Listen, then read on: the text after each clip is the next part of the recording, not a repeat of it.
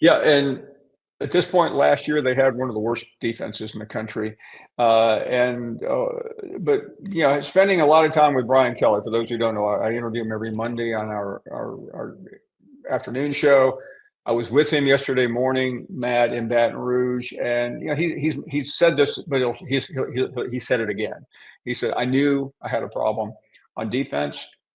I went out 2 years ago and got Blake Baker, and then we went out into the portal and found our way to almost overnight an elite defense, and that's the difference.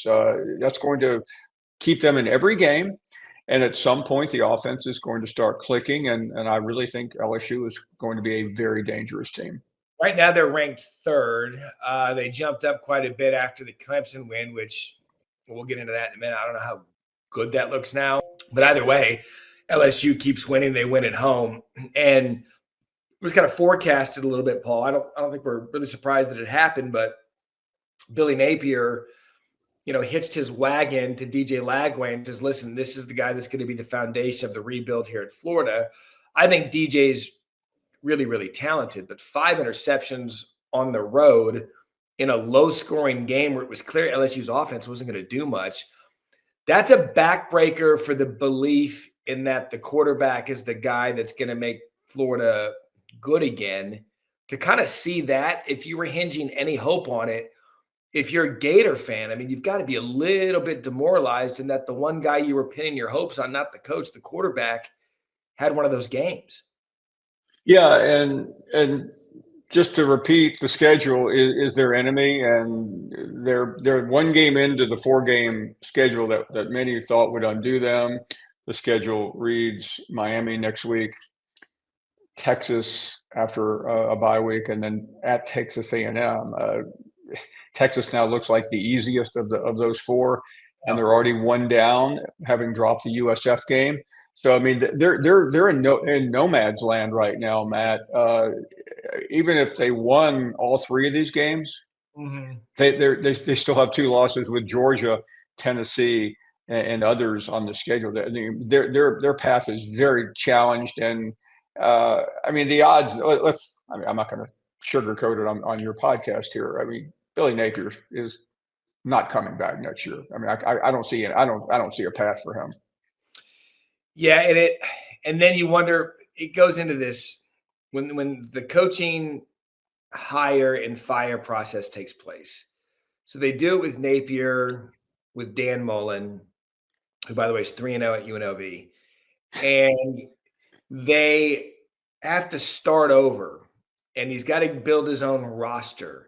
And you have to do this churn, and you have to figure it out. Now, it's different than it was back in the day because, we've been talking about, you can replace your portal with 70 players like Rich Rod did at West Virginia and go and win the backyard brawl yesterday. But to start over again, now you're just doing this cycle over and over again where, okay, Billy Napier, he's 20-21 through his first 41 games. So now we're gonna do it all over again. But here's the problem, though. I agree with you. That has been their Waterloo. But when you're sitting there at 20-21, and I think it's something like 15-21 in the SEC, how do you make a case not to do it over again? Now, the one thing I was at the Dallas airport yesterday watching football. About to pop back here, and a guy yelled at me behind the bar, and I said, so he's wearing a Gator hat, okay? I said, so what do you think? He said, we got to get rid of Napier. I said, who do you want? Which is always the most candidate. Then you can talk about this. And I knew what the answer was. He said, Lane, got to grab him. Now, that's great. That was the one last year. But we're about to hear on this E60 in a couple of days that Lane Kiffin is entrenched in Oxford.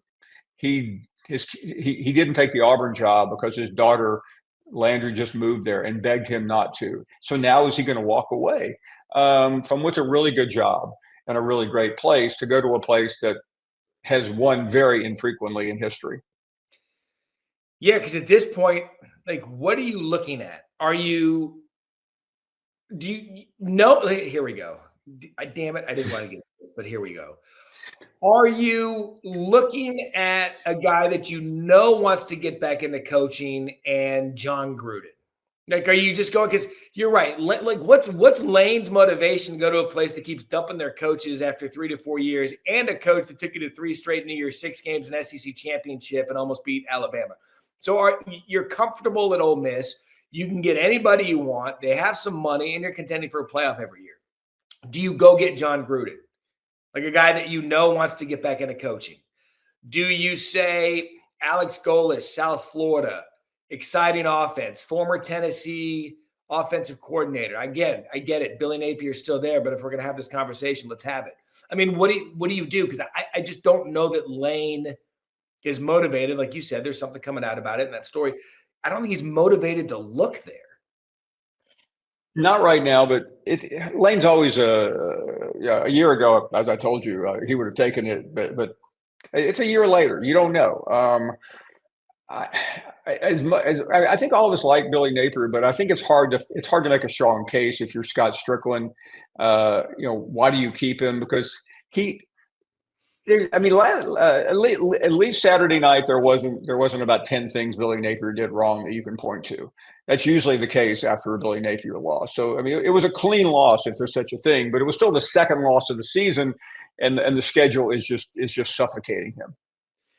I feel bad. I feel bad for him. I like, knowing what I know about the Florida job in and out, as well as you do. I feel bad because it's like you were given the keys to a power job in the SEC, and I don't know that it's going to work. And here's what I'd say about this: if and when jobs come open, like I think the Virginia Tech job is going to come open sooner than later, with them just getting boat raced by Old Dominion yesterday, which, by the way, Paul, we can play this game for a second. If and when that job does come open, and I like Brent Pry, he's a good defensive mind. Can we just go ahead and just pencil Jimbo Fisher in at Virginia Tech? I mean, that's match made in heaven. Jimbo Fisher at Virginia Tech. Again, I hate placing people in jobs that are still taken, but anyway, my point being, go ahead. Well, Brent's gone. I mean, that's not going to be a factor. What's the famous saying? Almost heaven, Virginia Tech. No, that's West Virginia, but it's close enough. Yeah. So I think that's a Jimbo Fisher, Virginia Tech collision course. But my point being with the coaching is that sometimes you can get enamored by a shiny toy when really the best thing for you is someone who doesn't bring you sizzle, that brings you substance. You want this, you got that.